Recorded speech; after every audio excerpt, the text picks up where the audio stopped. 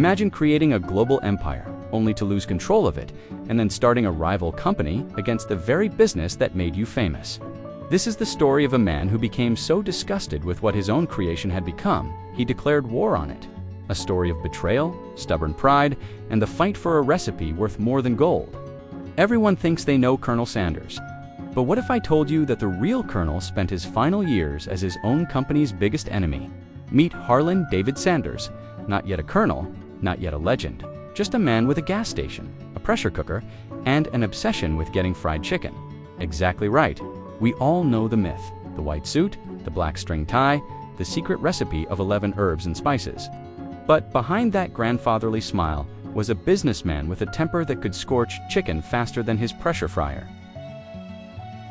The question isn't how Sanders built KFC.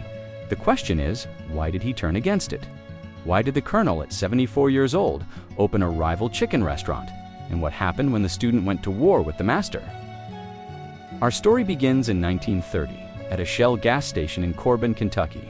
Sanders wasn't trying to change the world, he was just trying to pay the bills.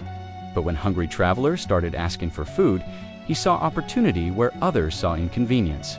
Sanders moved his operation from a gas station counter to a 142-seat restaurant across the street.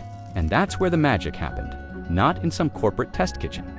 In a converted motel dining room where a middle-aged man obsessed over seasoning combinations like an alchemist pursuing gold, 11 herbs and spices, the recipe that would make him famous. But here's what most people don't know. Sanders didn't invent pressure frying to cook chicken faster for customers. He invented it because he was impatient. He couldn't stand waiting 35 minutes for chicken to cook the traditional way. By the 1950s, Sanders had cracked the code: franchising. He'd travel from restaurant to restaurant in his Cadillac, cooking chicken for owners, teaching them his method. If they liked it, and they always did, they'd pay him 5 cents for every piece sold. This wasn't just business, this was personal. Every restaurant that bore his name was an extension of his kitchen, his standards, his reputation.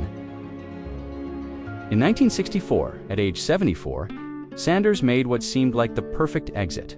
He sold KFC to a group of investors for $2 million, about $17 million in today's money. He kept a lifetime salary, remained as the company's spokesman, and figured his legacy was in good hands. He was wrong, dead wrong. The new owners saw dollar signs where Sanders saw craftsmanship. They looked at his 11 herbs and spices and saw expensive ingredients. They looked at his pressure frying method and saw time that could be cut. They looked at his gravy recipe and saw room for improvement. Sanders tasted the new KFC gravy and said it was horrible, that it tasted like wallpaper paste. The chicken, he claimed, was nothing but a damn fried doughbowl stuck on some chicken. But here's where it gets interesting. Sanders wasn't just complaining privately to friends, he was going public. In newspapers, on television, anywhere someone would listen. The Colonel was trashing his own company. By 1975, the situation had exploded into lawsuits. Sanders sued KFC for libel, claiming they had damaged his reputation by associating his name with inferior food. KFC countersued, saying Sanders was hurting their brand with his constant criticism.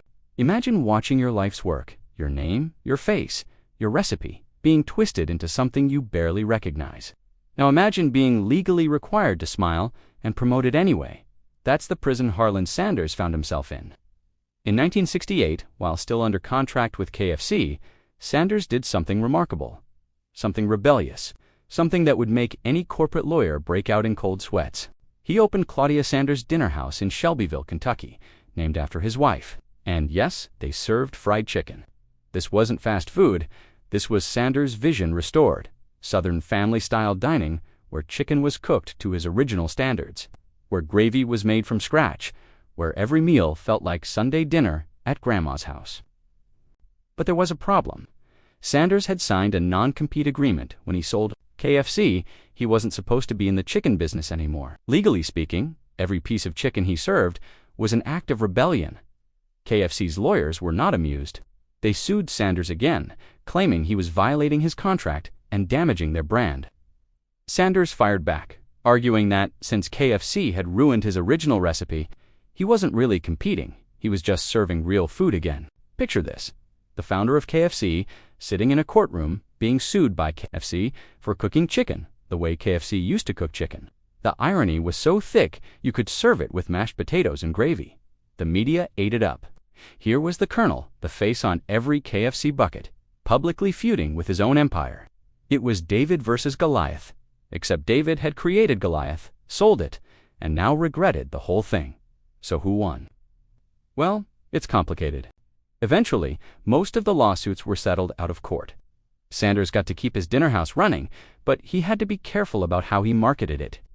KFC got to keep using his image, but they had to deal with their founder publicly criticizing them until his death in 1980. Here's the twist ending. The Claudia Sanders Dinner House still exists today. While KFC conquered the world with over 27,000 locations, Sanders' original vision survives in this one small restaurant in Kentucky, a living museum of what KFC used to be.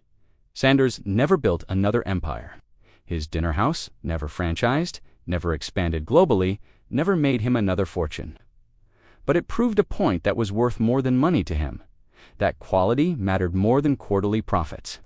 The ultimate irony: today, KFC markets itself on original recipe, Sanders' recipe, while the restaurant that actually serves Sanders' food remains virtually unknown.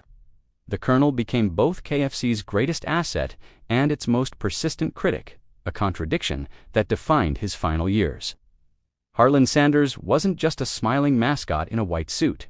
He was a stubborn, principled entrepreneur who refused to watch his life's work get watered down for mass production.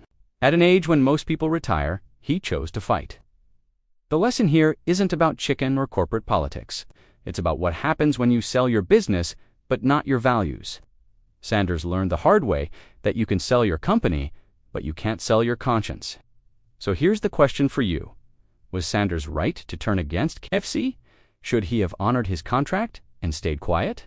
Or was he justified in fighting for the standards that made him famous in the first place? Let me know what you think in the comments below.